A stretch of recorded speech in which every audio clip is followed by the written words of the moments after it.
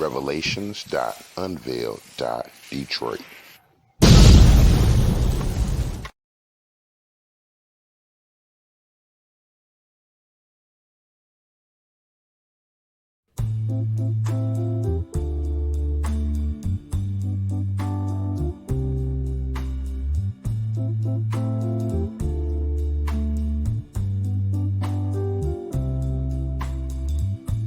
I know I'm just fundraising for my general gift of life. Kidney disease is rabid in the Black community, and a lot of it is obesity, high blood pressure, and diabetes.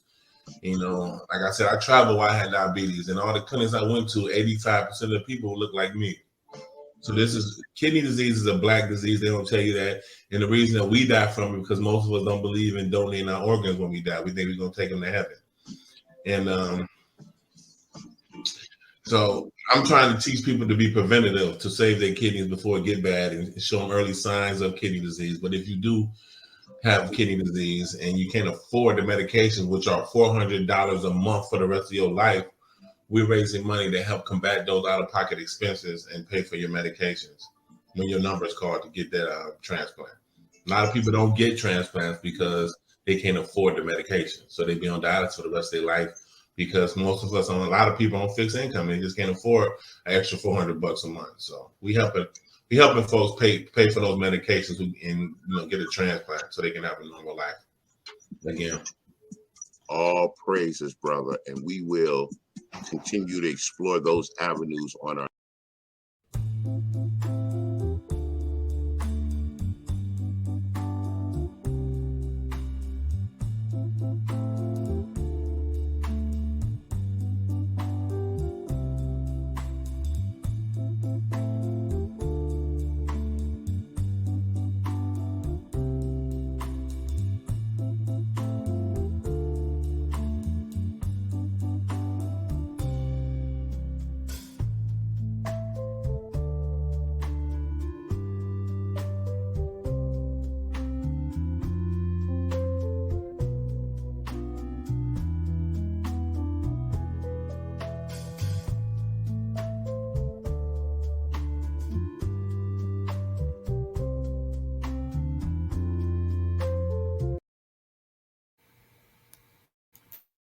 We're gonna get into that too. All right, bro. Now, okay. So now this is gonna take us up to Mrs. Jelly Roll. So how long have y'all known each other totally? Totally, we've known each other for 2011. I met her. 2011. Where were you at in your career? Retired. You were retired. Mm-hmm. And you were divorced. Huh? You were divorced. Yes, just divorced, just retired. I was retired a year at the time. Okay. When I had been retired for about a year. Now, how did she slide into the, your new bachelorhood? So I started hanging out with the side chicks from my previous marriage. And so my boy Corey, who went to Eastern Michigan with us, I don't know if you remember Corey Edwards. He used to be on the wheelchair on campus in a walker. Corey Edwards, he's my age. I don't know if you remember anyway, but he went to Eastern. And so I moved to Fort Lauderdale, or close to Miami, and he lived across the street from me. I bumped into him. He gave me his number, and then he invited me out to this place that I like to go to in Las Olas, downtown Fort Lauderdale.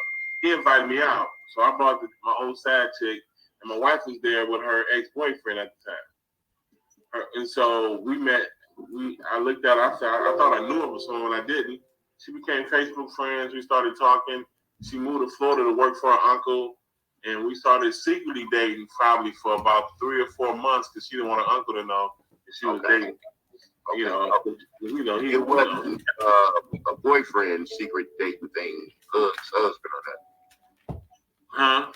She didn't have no boyfriend or husband she was hiding from.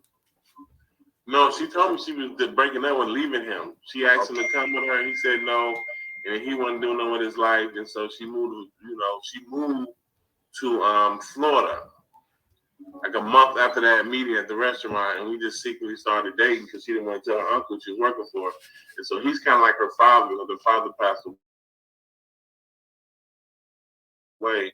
He's still in that role. And so me and him was cool. And he been to my house and I had some of them wild parties. I also used to have wild parties in Florida. And so he looking like this dude. I know how this dude get down. He like niece. You know what I'm saying? So if you hear it for a while, and I finally told him, man, you know, he hated on me for about 3 years, and he saw how serious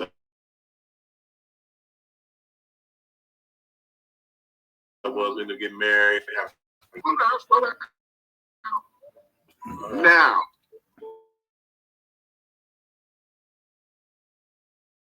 did she know how you? Okay, progression of y'all's relationship. No. So She asked a lot of questions. She started looking, asking. I caught her sneaking in my phone and doing all that stuff after he told her that for a couple of times. Okay, so this relationship is on a courtship track, Right? And you are Jelly, and both of y'all single and doing your thing. Was you still doing your thing? Yes. Was she aware? It was a don't ask, don't tell situation. She never asked, so I never told.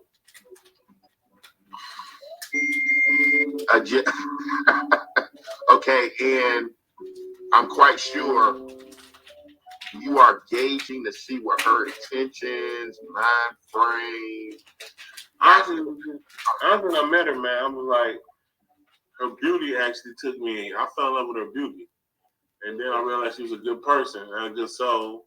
And I'm living in South Florida. Everybody down there just cutthroat. I was dating a girl before her. I was dating her, told me she was a hygienist, and she would put on her outfit and go to work every day, call me from lunch. Then finally, I found out, she told me she was an ex-stripper, and she used to work for a hygienist as a secretary, but now she runs his happy ending massage place up the street, and she pimp out hoes. And it's $1 million mansion that was right around the corner from where I live. So I found all this out after dating her for about a year. And after dealing with that, I got rid of her and I said, I'm done with this life. I want to settle down. I don't need to, this is just too much. I met my wife and she was from the D, fresh from the D, so she wasn't polluted with all that Miami, South Miami stuff. And we got together and we got married, and I married my wife in 6 months. Keep going so fast. Okay. What high school did she go to? Dearborn High School. See? Only black person in her class. Oh my God. So she has an experience. Right. She has a love for the Islamic. She's not Islamic, but she has a respect for it because she grew up around a lot of her friends in high school are Islamic. They live in Dearborn. They're Muslims. Okay. Arabs, Arab Muslims. She hadn't been married before. No. Okay. You have. Yes. And now, how did you get to the point where you like, hey, I'm gonna ask her to marry me? After dealing with my crazy ex-wife who lost her mind after I started making money and got all caught up in this whole bourgeoisie lifestyle, and then dating a girl who lied to me about her whole what she was doing, I said I just can't keep living like this. And then I met my wife came, just like I said, you attract yourself to yourself. My wife came and we kicked it, and at this time I haven't dated a just straight up black woman in years, bro, decades. Because I'm in South Florida, so everybody mixed. I'm dating a girl that's mixed, black and Haitian or Jamaican and white. You know what I'm saying? I was Jamaican. So I had never dated a straight up sister like I grew up around. Now, bro, okay. You messing with me. A Jamaican is not a black woman and a Haitian? I'm talking about with the culture. It's different culture. Our culture is different than Jamaican culture. So when I say, I remember say indigenous American black woman. Or a black woman who was raised like me in Detroit and never lived in any other country. That's what I mean when I say it straight up. One of us. I don't know what's the proper term for who we are as black people in America. The Asiatic black man, is that the word? We the American descendants of Man, we don't have a name. We the Right. children of Israel. We the children of Israel. I mean, hey. But that's the Dominican. That's in a couple different places too. So I'm trying to. I mean, we scattered. We the diaspora, bro. All right. So that's all. Yeah. So somebody from Detroit, a hometown girl. First time I dated a hometown girl. Okay. Two Black American parents from Detroit. And how long was y'all courtship till you put that possible multi-carat stone into play? So she got her apartment, but she ended up being at my house every day for like 3 or 4 months. She was just always at my house. We hung out. You know, at this point, being with a straight up sister was like exotic to me. And then she started, that's how, because I was married to the white woman, and then I was messing with all these exotic chicks. So I didn't really date a sister, and so our conversation kind of flew to the point she started reminding me of why I'm supposed to be with a Black American woman or a Black sister because of the history that we share together and our experiences. And who better can understand me than somebody, a sister woman that's from where I'm from, and understands the plight that we deal with in our city and in America. So we end up gelling and just like having a great time. And I'm like, damn, I've been messing with these others. I should have went home in the first place. And we hit it off, man. And we hung out for 5 months straight at my place. We hid it from my uncle for like 3 months. And then she got pregnant. And we lost the baby. We lost the first baby. This was before we got engaged. We lost the first baby. Then we got married 6 months. So she got pregnant after being together for like 4 months. Lost the baby. Hold on. Okay. Now, she's serious to you now. Has she met your daughter? She met all my kids. Jelly. Okay. I had before her. How many children before her? 2. A boy and a girl. The boy that's a whole nother story. The boy is by the groupie. So that's like the first bad chick I ever had. You know what I'm saying? You get that first baddie because you are a player now, so you go from 6s to 8s to 9s. So I had a 9 on my line, and I just I ain't care what deep diving. I end up coming up with, but that's my only son, so shoot. That's my only son. We had a whole episode where we was dealing with the biracialism and the colorism and the torment your baby girl was going through. Right. We didn't even, okay. So it's different though. My son is not mixed now. His mother's from Baltimore. Okay. She is your sister from Baltimore. Jelly, where does your son fit on the timeline, bro? My son was actually my 5th month in Baltimore. Right after training camp, I met his mother. I met his mother and my ex-wife around the same time. I was dating them both at the same time. Okay, you met the ex-wife. Right. I was dating them both at the same time. I was having sex with them at the same time. I wasn't like, And they knew each other. You understand? They knew each other? No. Okay, bro. Live apart. My son's mother from the hood, and my Jewish ex-wife is from a nice Jewish neighborhood. 2 different areas in Baltimore. Okay. And your son's mom, you said she was a 9-10, but she from the hood. Ghetto as fuck. But that's what I was used to. So she couldn't be your woman. No, hell no. But she's fine. But she's gorgeous. So she can go out, but you don't know if she might start a fight, throw some beer bottles or something. Feel like this, both of her brothers were killed because they were big time drug dealers. The Wire, they're in The Wire, that's where she grew up. And both of her younger brothers were killed. And one of the people that got killed in the whole, what was the heroin epidemic in Baltimore? They got both killed. Both her brothers got killed in that. So your firstborn, your namesake, the inheritor of your fortune and fame and all that, is he still in the midst of Baltimore's environment? I had all that changed. I had Okay. to change that whole situation. So, I went to court. I tried to win custody of him knowing that I was going to lose, but I knew the repercussions was going to be she had to get her shit together because I had her followed and everything. And she led a street life, you know what I'm saying? She pimped out girls, she sold drugs, she did all that. So I had to force her to put them in a private school, the best private school in Baltimore, a PA where they was living at the time. And then we moved to Houston, I had to put them in the bed. I figured if he go experience, kids from different, walks of life, it might help them, not get caught up in that lifestyle that his mother was in. But after that, she had to stop that whole lifestyle. And she realized I had her follow for like 3 months, and pretty much her husband was like a kingpin drug dealer. Bro, her main you dude. just will not stop. It wasn't her marks. He was paying the bills. I was her investment. I was her 401k package. You know what I'm saying? The rich dude, the dope boy paying all the bills. Let me get over here and get a baby with him. He's gonna be my 401k package when I get older. Yeah. I'm gonna have to do a little commercial piece for our shows, bro, so we can shoot off. I can catch my breath because you just going, man. I got a lot of shit. Okay. I had a very interesting life, bro.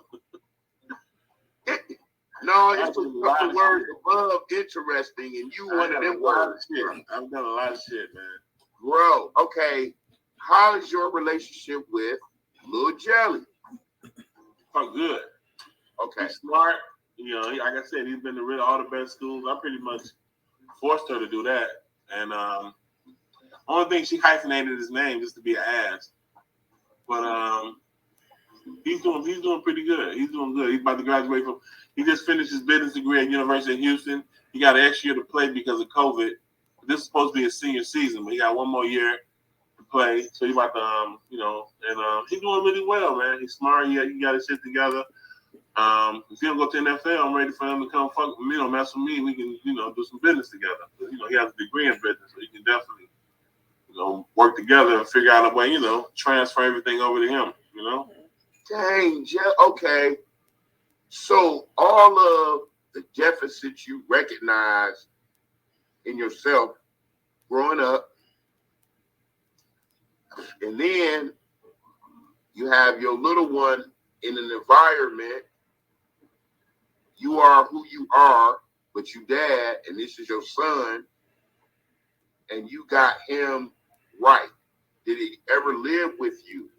I would have him, when he was young, he would come stay with me for the summers. And then when I lived in Baltimore, I would get him in the summers, and I would get him every other weekend. So he's not a stranger. This my daddy. I know him. All that. Right.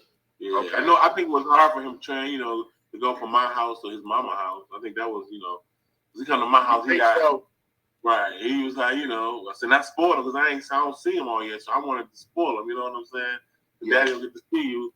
We're going to have nothing but good times and I got you for 3 months. We're going to make sure you have a good time. So we would go to Disney World probably once a month for 3 months. We go there 3 times out the year. We would just, So my son's good, man. He got his shit together. I was scared at first, but his mother is not as much as influence on him. I guess he got to get education. I think the education helped him realize what he got other options instead of getting in the streets like his family. His other side. And what position he play down there? He's a strong outside linebacker and strong safety for the University of Houston. What they call Cougars? Cougars, huh? How big is he? He's a linebacker, so he's about 6'2", 235. It's 2 of y'all walking the earth, man. Jesus. Man, I can hear the pride in your voice. I hear the pride in yourself. That's beautiful stuff, man. You got another black man out here in the world being productive and educated. Right. And he has a dad. And you are that dad. So right. That's another reason too. I wanted to stay involved because You know, they always talk about the dudes who fuck up because they have a father figure, but they don't talk about the dudes that don't want to be like their father. So they go extra hard so they don't have to be fucked up like their father. That's the only reason I married the white girl, because she was pregnant and I wasn't trying to be the dude with all these baby mamas. That was really the reason why I married her. Okay. Now, new Mrs. Lional. Tiffany. Oh, Yes. You have proposed. Yes. And obviously you comfortable, be real to you, she genuine. Did she grow up? Well, okay. Your affluence, your materials, your whatever you have. How it affected her? Yeah. Well, she grew up in a part of Detroit. Well, the whole status thing, of course, it elevated when she got with me, but she grew up in what's the nice part of West Side of Detroit where the big houses are? Is that Harper Woods or Sherwood Forest or on the other side of Grand River? Huh? Them east sides. Not east side, not Harper Woods. Grand River and right in what's the highway? 94, right? You go to Eastern. Over there, the big houses over there. Is that, huh? It's not Redford, is it? It's Sherwood, I think it's Sherwood Forest. Okay. Anyway, the part of Detroit is nice. That's all the white folks moving at right now in the city. Who coming back to the city is in that area. So she grew up in a nice house. She had both parents. So it wasn't the fact that she wasn't used to have a nice thing because she came from a hardworking family. Her grandfather owned about 100 properties in Detroit back in the 70s. So they always had, they went to private school, Bishop Gallagher. They went to not Bishop Gallagher, the one that Chris Webber went to. What was that? I know what it Country is. Day. Country Day. Yep. Right. So her uncles and all of them went to Country Day, and they're doing really well in real estate. So she grew up around things. You know what I'm saying? So from that standpoint, she was good. But it was, the pressure she got from outside from women telling her she need to be like this. Other people telling her like she needs to be like this. I know your life is like this because you with me. And so I think that put a lot of pressure on her as well. Because, women expect she's going to be like the Real Housewife of basketball because she was a football player. So she's doing this and doing that. So that was a lot of pressure on her to first to get used to being with somebody like me and the attention we get when we go certain places and things that we do. And people that I know that, that she really like, you know what I'm saying? That she would feel like they celebrities her, but I was looking at these regular people. Like, no, and then so she would get like, sometimes get a little starstruck in the beginning. You know what I'm saying? Because it was a lot for her to take in, But she kept her job and, maintained the sense of a reality. While she maintained her job, and then she ended up leaving her job for her uncle, who ended up working for me, helping me, build my brand and do what I'm, So she works with me, and I work together. You know what I'm saying? So yeah. Okay. And so she get a regular employee check too. No, I need to start doing a better job of writing her a check because I can write that shit off in taxes. But she controls the day-to-day expenses. So she get what she wants. So that's trust and all in the household and the family and everything. So that's recycling. That's good. Now, how was the second wedding? Was there a pint to the head on this one? Well, no. The second wedding was more of a. I had two weddings actually. With her? Yeah, we had two weddings. So at first we were on a elope, and we went to St. Thomas to have a wedding, and then we she got home and her grandma made her feel guilty, so we ended up throwing a mock wedding. So my uncle married us. We were already married, so uncle did the whole ceremony like he was a preacher, and then we had a big party at the Pontchartrain downtown. What's that place everybody get married at downtown? Pontchartrain, yes, sir. Yeah, so I threw a big reception at Pontchartrain for my family and friends for our second wedding. And okay, so Jelly married again. Yes, to a young woman that's 12 years younger than me from Detroit. Jelly, okay, here you go again. You got you a young thing, Jelly. You gotta get him young so you can train him. Jelly. Don't get me filled up in here with you, man. Hey. Are you able to keep up with a young thing, Jelly? You gotta stay down. Gotta keep working out, man. That's all I gotta lose some more weight, but I stay working out. I stay taking my horny goat weed. You know what I'm saying? So you know what I'm saying? I gotta keep strong. You know what I'm saying? And okay, how long y'all been together or married? Officially, we got married in 2012. 10 years coming up. Yeah, 10 anniversaries coming up. Boy, you a lawyer when I tell you that. You know what I'm saying? I mean, 2 times, and they were both more than 5 years. And so, right now, 10 years with her. Mm-hmm. And in love. Yeah, I love her. You know what I'm saying? I told her I love her like one of my children. So, you smiling like a lucky man right there, bro. Now, you have how many babies with Miss Jelly? Tiffany and I have 2 daughters. How old are they? What's got 8 and 3. Jelly, you middle age with some babies, man. Mm-hmm. So now, Jelly, I'm getting on toward 50, and I got an 8-year-old, which means when she graduates, I'm gonna be almost 70 years old when she get out of high school. So can you imagine a 70-year-old daddy up at the high school?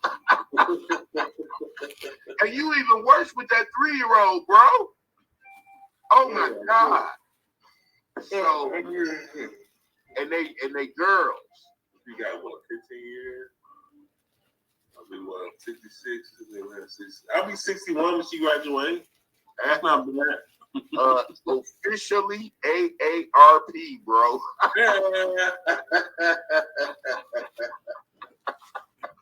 That's official AARP right there. Hey, it's all good. That little girl changed my life, man. It really did. And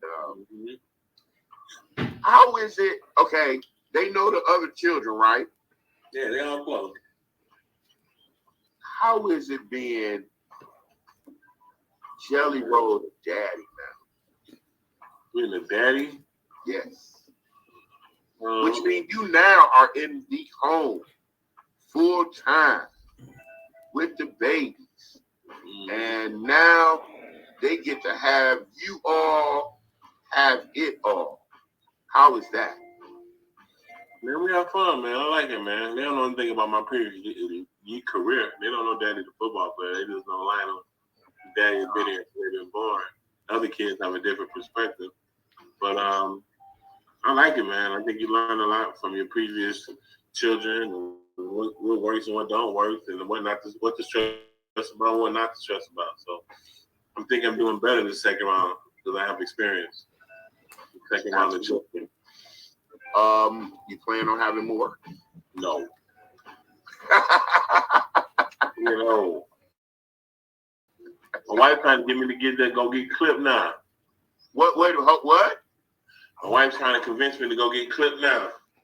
Oh Lord. What are your thoughts? I don't like that. I don't like that, man. But I don't want no more kids either. So what do you do? You know what I'm saying? You know what, bro? That's what it right. is for life. You get right to the crossroad, right? Like, you know what I'm saying? Yeah. That's one of them, what we say last episode, medical treatment decisions with the supplement. Like, I don't know about all that. Right? Okay. Right. I got you. Man, this is some wonderful stuff. You big papa. You a husband. You look like a happy man in love. Yeah, I got a good one. Been around the world. Yeah. Got it all. And over the course of us kicking it and going back and forth and dropping all of this wonderful wisdom on us, I totally forgot. It just escaped my mind. And it's January, right? Yeah. And Jelly, we are members of a international, world famous organization. So give me a quick second here. Give me a quick second. And we're going to go back into your college life a little bit. And I want to get some information about a organization that you're a part of, as well as I. And I want to get some, see how you were impacted, see if it is still representative of what walk in the world. Brother Jelly, we are members of Phi Beta Sigma Fraternity Incorporated, branch membership at Eastern Michigan University. I remembered you, Jelly. Mm-hmm. And I remember my days on the yard, and I remember my introduction to the fraternity, the organization, and the brothers, and my introduction to the motto and the tenets of the organization, brotherhood, scholarship, and service. Culture for service and service for humanity. And I remember the impact it had on me as a young man, the process of becoming a member, the things that I learned in terms of being in an organization, operating an organization, and the brotherhood itself. And not only are you a Hall of Famer for the EMU athletics department, you are also a notable listed member of Phi Beta Sigma, along with some of our other civil rights leaders, teachers, athletes, actors, in the span of the gamut of excellence.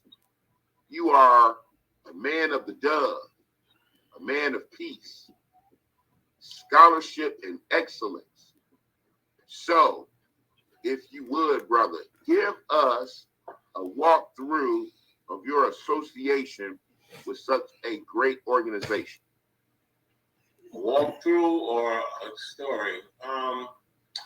I was introduced to Phi Beta Sigma when we had summer football. So we always hang out together. Football's a fraternity in itself, and we would always play basketball in the pool against the Phi Beta Sigmas, against the Sigmas.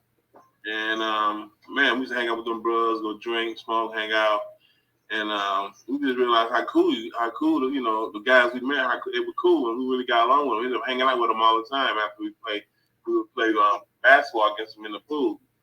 And 6 of us came together. I don't know who came to us. Ivory came to us and asked us what we think about pledging. And then 6 of us came together. Actually, it was 7, but 6 crossed. Decided that we wanted to pledge because we thought Phi Beta Sigma was a bunch of cool brothers. And since then, I just finished talking to the CEO of the Phi Beta Sigma Incorporation. We about to do something with my nonprofit. So it's a great reach, especially when you get to I get to talk to certain people in the organization, and most people probably don't get to talk to because of I guess what I did. And so it's always been good, networking. Because I move around, I move from different cities, and I can always catch a Phi Beta Sigma meeting, and I can meet brothers in there, and I end up getting, I got friends now from the chapter in Miami that I talk to like every other day. So, it's always been good to have that brotherhood and that organization that I can meet people all across, every state I lived in, and have a place to hang out with or somebody to have a beer with, So it was really beneficial, and I'm happy I did it. Now, I remember some of the rigorous activities of becoming a member. Mm-hmm. Do you have any standout days? The days when the brothers had to take us somewhere and try to bully us, but they trying to bully a fucking whole offensive line. And when we got serious, they calmed down. Like, hold on, these ain't no regular dudes trying to fight a bunch of monsters, dude. You got me. I was number 4, and it was 7 of us, so it was a big dude. Right. I'm a 4, and I'm 6'2", 300 pounds. So we had a nice line. Charlie was named Charlie Badge, and my boy Terry Reed. He ended up getting hurt. He didn't make it to the league, but my boy the Norris Hugh. So we had a big line. So the brothers were scared. They didn't want to come at us. So they were scared because they knew if one of us got them, it was over. I remember when y'all were on, I was a new dad myself, a fresh graduate. My former wife, she was still a student, and I was working. And so I remember some of them nights I missed y'all, but the last night I didn't miss y'all. So we still maintaining a relationship. Go ahead. When we had the blue punch that night, or that was the crossing night. Yeah, you was at crossing night, or what night? Yeah. Okay. Yeah. So I remember that being out there with y'all, and I remember that mental thing, like, these dudes are huge, right? So I'm like, we gotta be strategic in some of these instructional implementations. You know what I'm saying? We want to be very meticulous and careful and cautious, but effective, and all those wonderful paradigms and whatnot. And so, you still good with your line brothers?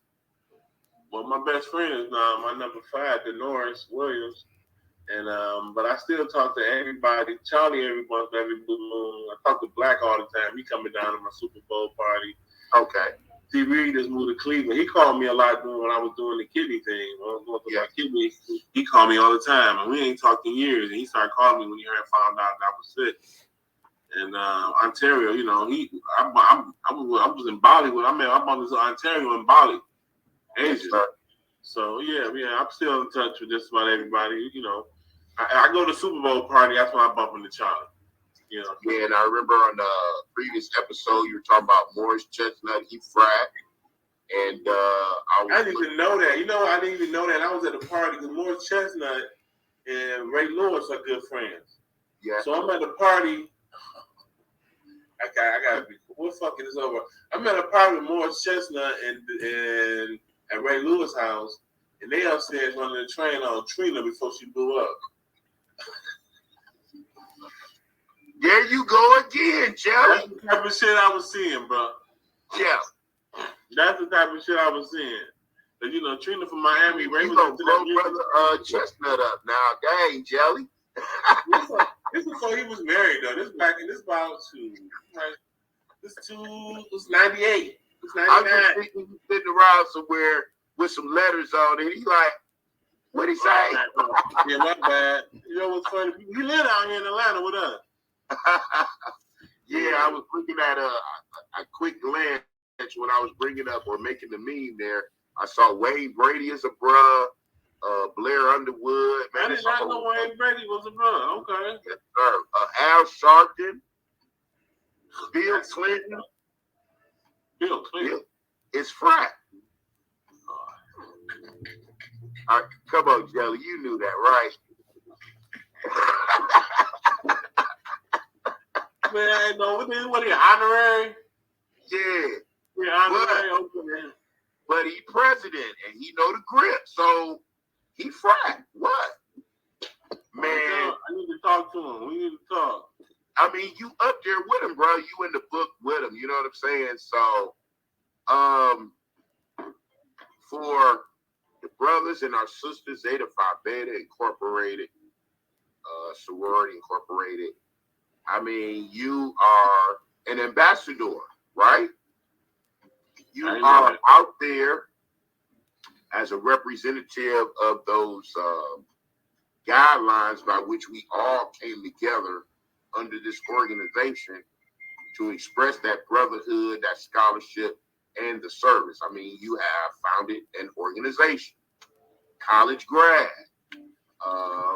We brothers, you came here to be and share with me in love and growth and wisdom, and it's just fantastic. So, I mean, on so many fronts, we are affecting people, encouraging people, providing a value to them by whatever they hear, and you have provided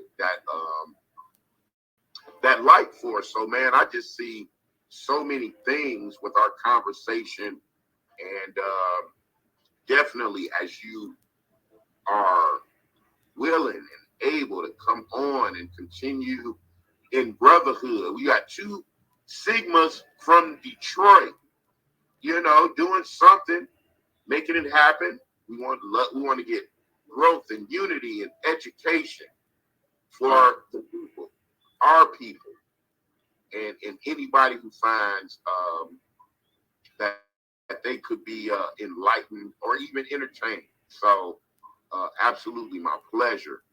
And let me get your organization back on the screen. You are hosting a Super Bowl party. Yes. For the foundation. So, tell us the date, time, location, names, and what this party is going to do. So, Super Bowl Sunday, I think that's the 13th of February. I'm throwing a fundraiser / book signing / Super Bowl party to raise funds for my nonprofit organization, which is Jelly Roll Gift of Life. And what we do is help transplant patients who cannot afford the medications, because a lot of people on the list, when their number's called to get a transplant, and they don't have the funds to be able to pay, you know, for the copay and pay for their medications, they get skipped over. And so a lot of people on Social Security get skipped over because the doctors got to go above and beyond to get their copays from them. So they will skip. Some patients get skipped in line. Some people die from these diseases because of finances, not because it's not available for them. So what I'm doing is helping combat some of those prices so people can have a chance to have a normal life. We're trying to extend people's life right now, you know, and people suffering this disease, they don't have any money or they don't have resources. They're going to die from disease or be on dialysis for the rest of your life, and that's not a way to live. So we're trying to, you know, bring awareness. But I'm trying to make kidney prevention. So I talk more about things you can do to take care of the kidneys you have so you don't ever have to get here, especially if you know you're going to be able to pay $500-$600 a month for your medication. So we just putting the word out there, especially in our community, because most of the people that die from the disease are people from our communities who share our blood type, because we don't donate. We need more organs than anybody, but we donate less than everybody. And so that's why our waiting time, most of us are O blood type, and so that's why our waiting time is 8 to 10 years to 12 years, where somebody with the A or B blood type, waiting time is 4 to 5 years for a kidney. So, and the A and B type can actually take our O blood kidneys. Our kidneys can go to everybody, O blood types, but everybody can't donate to us. So most of the Black folks are O negative, O positive blood types. And so, yeah, I'm just helping combat those expenses and give people a second chance. So not only are you advocating and are a warrior in the kidney disease battle, you are opening up the avenue for transplants or organ donation amongst our people, and giving the understanding of the grave necessity, right? Yes, yes, yes. Yes, sir. Yes, sir. So, family, we have a up and coming fantastic gathering, Super Bowl Sunday, sponsored by our beloved brother, Lional, Jelly Roll Dalton. And Yes. these proceeds in part will be going to the Jelly Roll Gift of Life organization. Family, get the book, Who the Hell Are We? Brother Dalton, thanks beyond anything I could show you today. We're coming back, and on this next segment, we're going to get into the experience of that battle, your test of life, your gift of hope, your survivalship.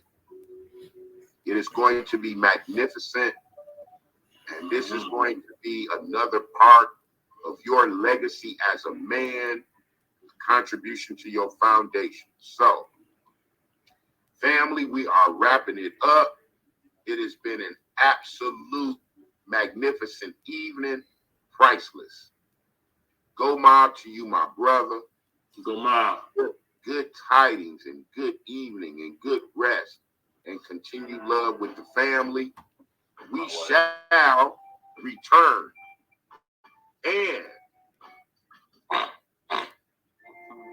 And until we are together again, I love you. I love you. I love you. To be continued.